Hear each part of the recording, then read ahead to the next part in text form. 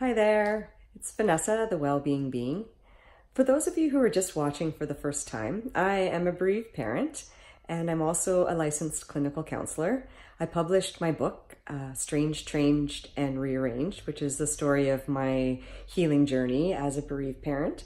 I wrote it particularly for people who are in the early years because I found that no one really talks about how hard it is. I mean, people will talk about the transformation or how their life is so much better, but nobody really talked, I found, when I was reading and struggling about just how darn hard it was. So if you're in that and looking for some support, I feel really proud of my book that way. So today, what I want to talk about is how do we answer the question, how many children do you have?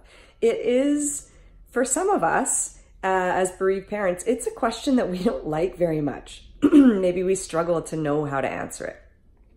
So that's what this video is about today. And so when we're faced with that question, first and foremost, what I want to say to you is you need to consider where you're at with your grief in general and where you're at with your grief that day when you are thinking about how you're going to answer that question. In our society, I think, nobody really wants to lie. And particularly, we don't want to lie because maybe we feel like it dishonors our child. So I just want to encourage you to shift your perspective away from thinking of it like that and to think about it more like, how am I going to answer this question in a way that takes care of me? Nobody who's asking it knows that they're triggering me. So I need to take care of myself when that question is asked. Because honestly, when people ask you questions like, how many children do you have? Where do you live? What do you do for a living? Those are just sort of like generic questions to them. They don't know that you've lost a child, and they don't know that it's really super hard for us when that question comes up as bereaved parents. They just don't. So shifting your perspective away from thinking that lying is dishonoring your child or somehow making you a terrible person to the idea that I'm going to answer this question in a way that takes care of me right now so that I can continue to function. Because often what will happen is you'll answer the question, you go through that, and then you go home and just absolutely dissolve because you weren't ready to talk about it and you didn't want to talk about it in a social setting and you did all of that. I've been there. So like I say, how do we answer that question, right? It's going to depend where you're at. So if you're early on in the journey and you feel like you just want everybody to know that your child has passed and you're going to answer that question 100% honestly every time, go for it. I want to stress here that however you choose to answer the question is the right way, but I want to give you some tips, strategies, and things to think about because you're going to be asked that question a lot in your life as you move forward, and you want to be mindful of how you're answering it. So sometimes I lie. I don't tell people about my son who passed because I'm not in the headspace to tell them. I know that it's just casual conversation for them.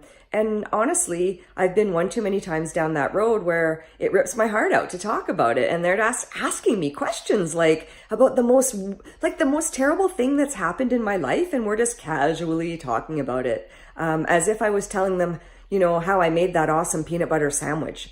And that just tears me up. So I want to share with you different things that I've learned to manage my way through. So you think about where you're at with your grief and with your journey. And you also think about, what does this person mean to me? Are they a stranger? Are they a coworker? Are they someone that I want to be friends with? Are they a friend who hasn't seen me in a while? What does this person mean to me? That's going to influence how you answer the question. If they're just a stranger and a random, then you have the choice. Sometimes a random stranger you can share a beautiful moment with. So I don't want to discourage you from feeling like you want to answer that question however you want in the moment. There are times when I answer that question and then it turns out that it's another bereaved parent and we have that in common. Few and far between, but still it has happened. So if it's a stranger, think it through. Feel free to lie and move on, or feel free to share. But know that you're taking the risk and think about how you are going to be impacted by the sharing on that day. So the other thing that happens, I think, is, we get in party situations and we're just talking with people, and again, that question will come out. And so what I want to encourage you to do is to kind of pre-script for yourself some different ways that you're going to handle it. So for example, if I'm at a party and someone asks me, how many children do I have? And my children are there with me, I will point my children out. I'll say, oh, there's my 13-year-old over there. There's my 8-year-old over there. How many children do you have? I haven't answered the question, really, but I've engaged with them in a way that still allows us to connect. And then we can move on, and I can, what I like to encourage people to learn to do is just to be masterful communicators around the loss. So you're not just giving all the information, you're giving a bit of the information, but still allowing yourself to be engaged socially, because social support is so important for bereaved parents. But social support gone wrong is not it. Social support gone wrong impacts us badly. So be mindful, take good care of yourself conversationally, be prepared for the question, and have some canned answers that you answer. Particularly, I think, around if your child has passed by suicide, that question is a loaded question for you. So particularly when there's a lot of trauma around the loss, you need to take really good care of yourself when you consider how you're going to answer that question. And so you want to learn to deflect the conversation gently back to the other person in a way that takes care of you, so that you don't feel like you're being a jerk, and that you also aren't having to dig into your trauma, over cocktails or over a basketball game or just randomly on the side of the street. Because digging up your trauma is a trigger, and it can lead to tears later. And you don't need to do that to yourself. You just don't. You're welcome to. I mean, there's nothing wrong with it. But I just want to encourage you to come up with some strategies for how you handle it, because it will be different in the early days of your grief, and it'll be different in the later days of your grief. And this is something that you're going to have to rethink as you move forward. And there are things to consider in the thinking. So we were talking about different ways to deflect, distract, move that conversation back to the person. And so when they ask you how many kids you have, you can say things like, oh, my kids are just at their dad's if they're not with you. Or say, oh, my kids are at home right now. How many kids do you have? Like I say, you still haven't answered the question, but you've given them some information to roll with to keep the conversation flowing, right? And the conversation then, when you're bringing that question back to them, the focus is on them now and it's not on you, right? And so that's a masterful communication technique that allows you to be in the conversation without having to divulge too much information. You just have a bunch of questions ready for them to hit, questions that you're truly interested in, right? Oh, what grade are your kids in? Blah, blah, blah. There are things that you can talk about without getting into the issue, the issue of your child's passing. But like I say, if you want to talk about it, then 100% talk about it. Do what supports you as you move forward. I want to share something funny with you guys, is that in the early years for me, I just loved telling people about my loss because it would make them uncomfortable, right? And I thought to myself, well, you're making me uncomfortable by asking me all these personal questions. So I'm going to make you doubly uncomfortable by just telling you all these things that you don't want to know that are going to make you feel bad. And then you can walk away and feel bad. And I don't have to walk away and feel bad. And honestly, that went on for a couple of years. And I'm not saying that there's anything wrong with it, but I look back now and I just think I wish that someone had given me permission or information on just how to navigate that question in a way that took care of me. Because I was not able to feel that lying about it, or I wasn't able to shift my perspective around it to understand that I don't owe the truth of the most painful trauma of my life to anybody. You just don't. And that's where I say people are asking casually how many kids you have.